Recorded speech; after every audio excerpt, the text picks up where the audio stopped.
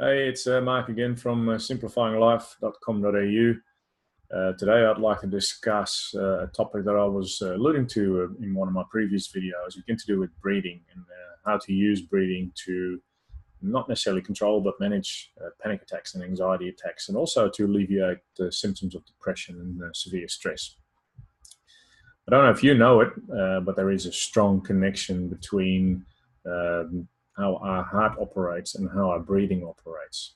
And they call this respiratory sinus arrhythmia, RSA. It's a nice fancy term.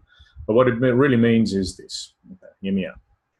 When we breathe in, and obviously our diaphragm contracts, it gets pulled down, and that actually decreases the pressure in our chest. Now, we have baroreceptors in our chest that measure the blood pressure and pressure in general.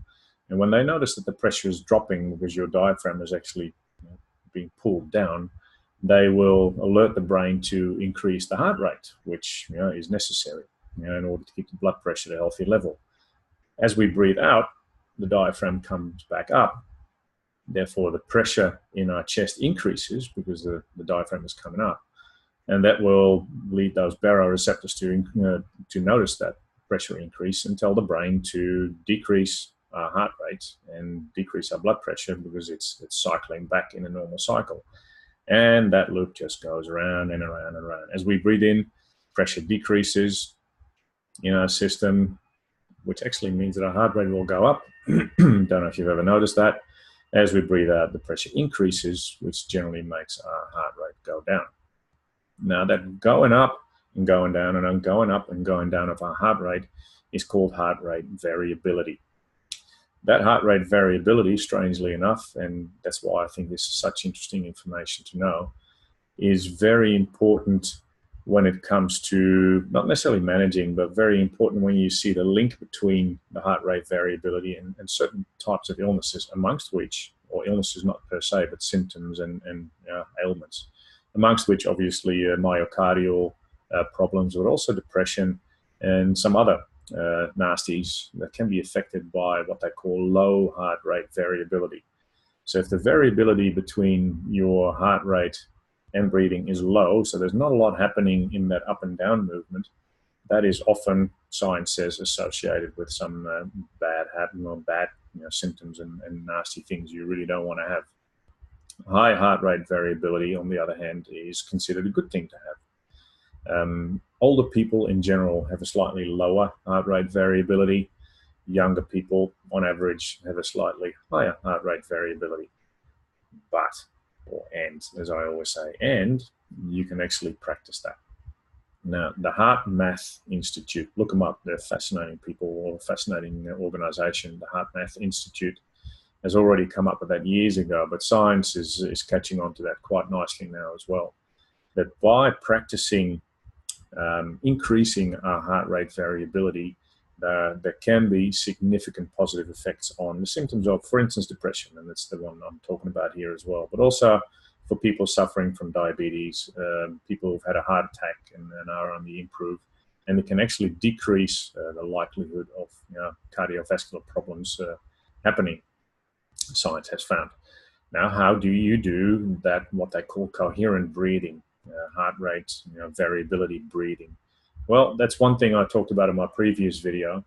What they found is that cycle of blood pressure decreasing, heart rate going up to compensate, and then blood pressure increasing, and heart rate decreasing. So that cycle of heart rate variability that lasts around 10 seconds. That's what science has found out.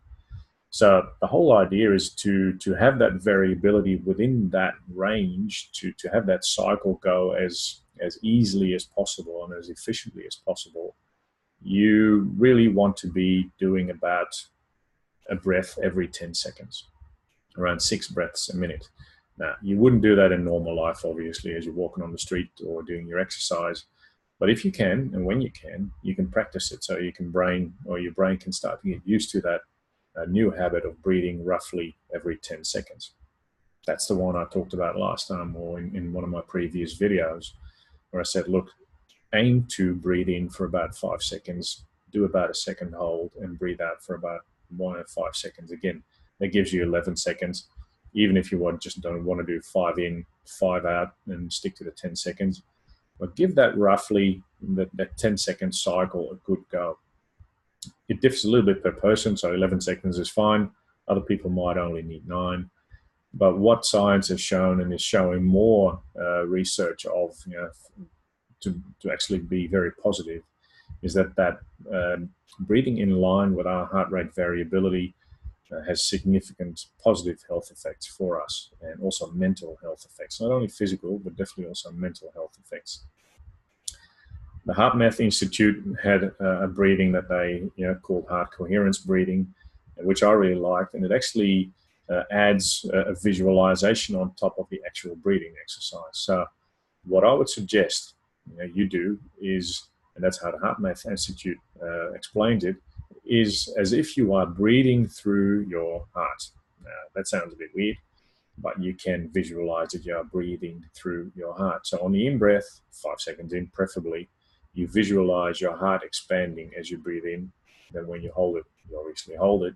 And as you breathe out, you visualize your heart contracting a little bit, like your lungs would.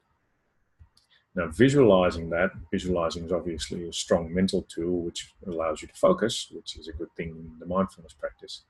But doing that one in combination with the 5 seconds in, 5 seconds out, so the visualization plus the 5 seconds in, 5 seconds out technique, science says, is the one that yields most positive benefits for physical health, but also for mental emotional health. So there you have it. The good old heart rate variability, which we all have, because that's just something that our body does. We don't have to control that one, but we can influence our state of health by breathing in line with that natural, roughly 10-second cycle. Practice it. It's a very useful exercise. I've done it for years. I still do it. And when I do my mindfulness of breath exercise, I generally put a 5 seconds in, 1 second hold, 5 seconds out, breathing pattern in. I don't feel it does anything right there on the spot other than make me nice and calm. But knowing the science behind this and knowing what effect it has on my heart rate variability, and science stating that a higher heart rate variability is actually a good thing, I'm more than willing to keep it up, and I strongly advise you do too. Any questions about this one? Let me know. I know, again, popular science. I'm not explaining the full details of everything that's there, but these are the basics that I think are good to know for you to get a grip on why it's a good thing to do it, and on how to do it. I think it's a good combination. So questions, you know where to find me, Marc, M-A-I-C, @simplifyinglife.com.au. Find me on Facebook, find me anywhere. I'll be there, and I look forward to hearing from you. See ya.